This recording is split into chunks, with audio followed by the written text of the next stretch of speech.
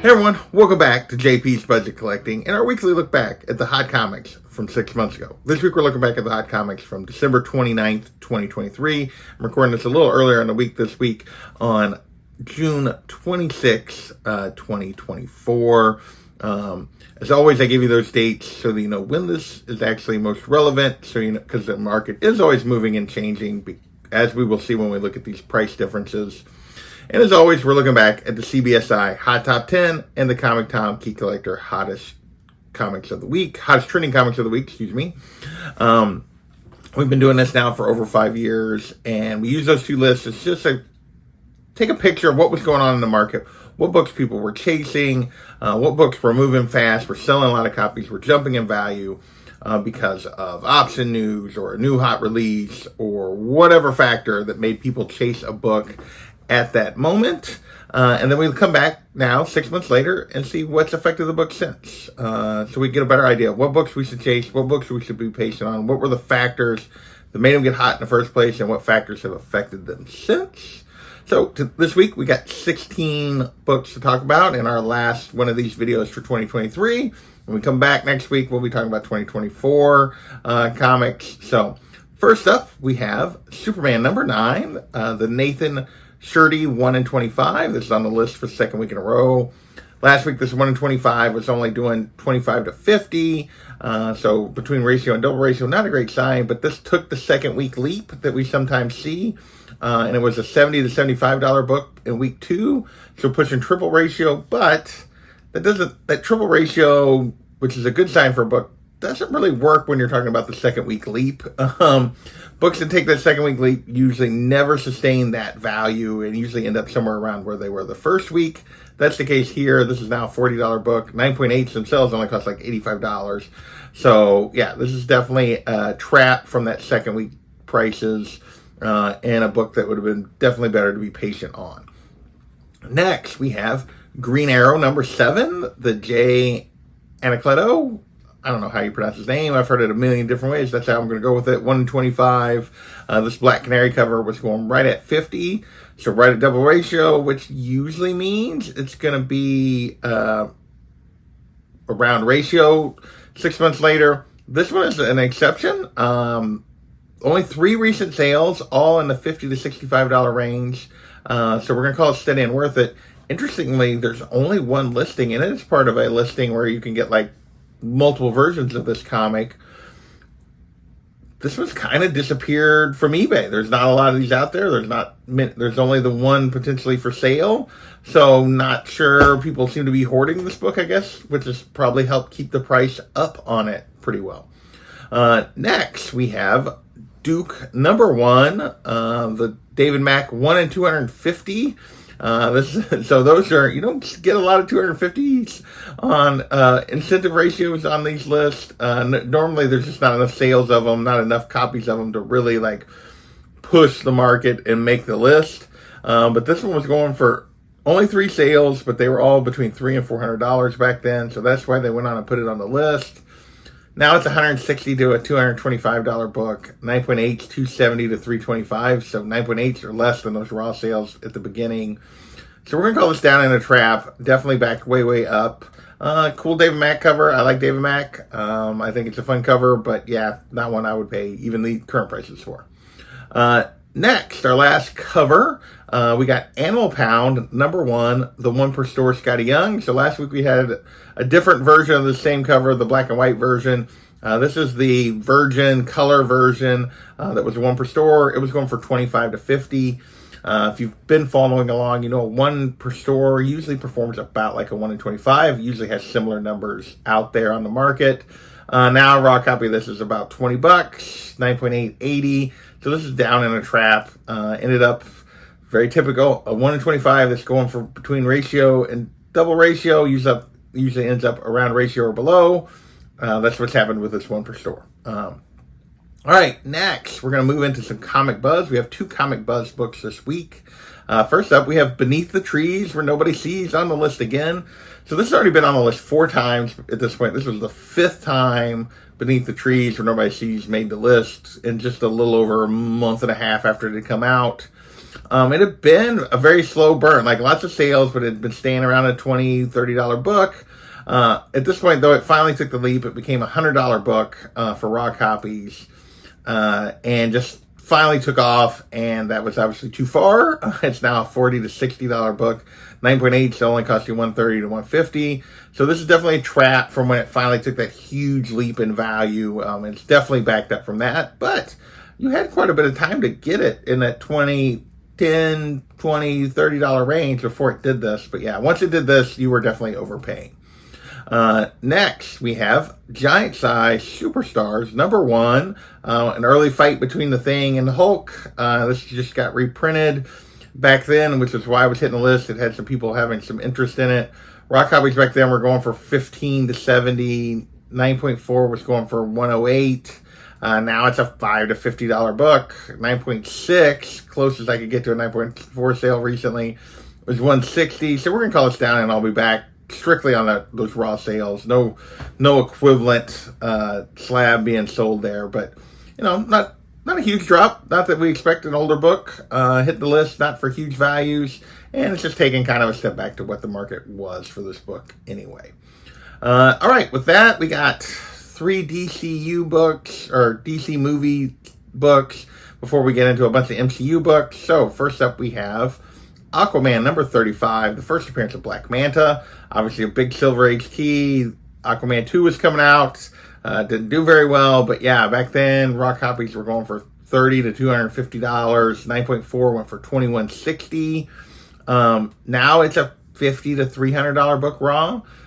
So maybe even up just a little bit. Hard to tell you when you can't see the the actual grade on some raw copies sometimes.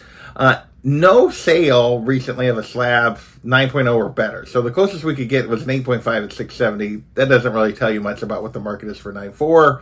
So overall, we'll just look at the raw sales, and we're going to go steady worth it. Most of the sales are in the same range. This is a great book. Movie, regardless, it's a book that's got value, and it's been pretty much worth it over the last 6 months, even though the movie has come and gone. Next, we have Justice League International, #12. First cover appearance of Max Lord, also the first appearance of Ice, but this was hitting the list because of the Maxwell Lord stuff. Rumors that he was going to be a part of James Gunn's new DC universe. Since then, I think more recently, we've got rumors that maybe this is the part Sean Gunn's going to play. We'll see. Back then, raw copies were going for $4. 9.6 was going for went for $57. Now it's a $2 to $6 book. 9.6, $60. Said whatever back then, and that's exactly what this was. Steady at very low values, easily, and I'll be back because there was no reason to chase it then. Next, our last DC related book, we got Batman 609, the first appearance of Hush. And this was more rumors about the Matt Reeves movie and that kind of stuff, Batman movie. So Hush was back on the list. Raw copies $40 to $60, 9.8, $160 to $200. Just a slight uptick for what this book does normally. And the normally is where it's at now. $20 to $60 for a raw copy, 9.8, $125 to $175. Pretty much, maybe a few higher end sales there on the raw side than typical, but yeah, pretty much where this book is set in this range now for a couple of years. We'll call it a down, and I'll be back over the 6 months, but yeah, this is just kind of where this book sits. So, all right, with that, we're going to move into MCU stuff. And yeah, we're going to talk about, first we got Uncanny XMen #221, first appearance of Mr. Sinister. This has been on the list so many times over the last couple of years. It's going to be on the list a whole bunch more as we get through the months that we're in the lead up to X-Men 97 coming out. Back then, raw copies were going from $40 to $130. 9.8s were hitting $300. Now it's a $20 to $65 book raw. 9.82 to $250. We're going to call this a trap versus, particularly that, yeah, $225 9.8 versus $300. That's a trap. This book is definitely backed up, even with the X-Men 97 show coming out. Has not sustained these, and is back down where its long-term kind of value has been on this book. Next, we have ManThing #1. First ManThing solo title. Second appearance of Howard the Duck, and there were rumors of an Adventure into Fear series coming, related to the ManThing and that kind of stuff, and maybe even Howard Duck. Back then, raw copies were going for 10 to 200, 9.6, 607. Now it's a $15 to $150 book raw, 9.6, 550. So we're going to call this a slight down and I'll be back. Maybe it's a steady and I'll be back if you really want to argue with me. But a little bit of a backup here. No more room. We've got so many rumors related to Marvel going into the supernatural, all the delays with Blade, all the stuff with Ghost Rider and the Midnight Suns and this Man-Thing stuff, and there's never been a follow-up yet to the Werewolf by Night special. And with them cutting back, I don't know when we're ever going to get some of this stuff. We'll see if Marvel ever falls through on any of this. I wouldn't hold my breath at this point. Next, we have Dazzler #1, first Dazzler solos title. This was not in the middle of the original Dazzler Mania, which several months before this, but yeah, we were still rumors that Dazzler was going to be a part of this Deadpool movie. We're still going strong. Raw copies 25, 9.8 to 30 back then. Now it's a $5 to $30 book raw, with most of the sales under the 25 from before, the vast majority of the sales. 125 to 150 now on a 9.8, so that's a trap for the 9.8s for sure.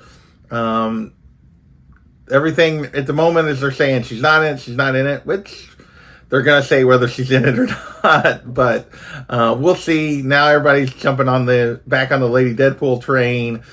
I think that's less likely to be Taylor than a Dazzler cameo, even at this stage. Even though we know Lady Deadpool's in it, my guess is that's going to be Blake, but we'll see.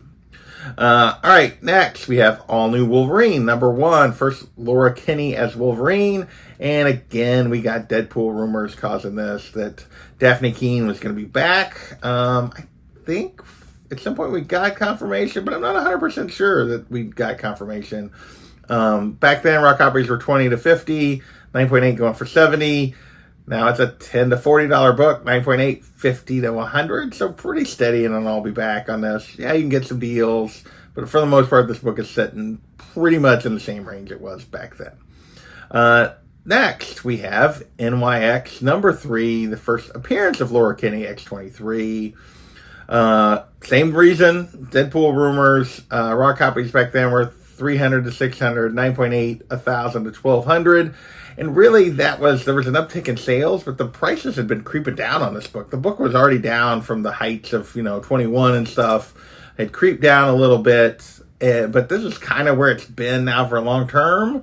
The last year or so, now it's the raw copies are 300 to 600, 9.8, 1,075 to 1,300 into recent sales. So we're going to call this one steady and worth it. This is kind of where this book lives right now. Occasionally, there's been a few 9.8 sales get under 1,000, but just a few. For the most part, it's about that, $1,000 to $1,200, $1,300 book, or at least it has been now for a while.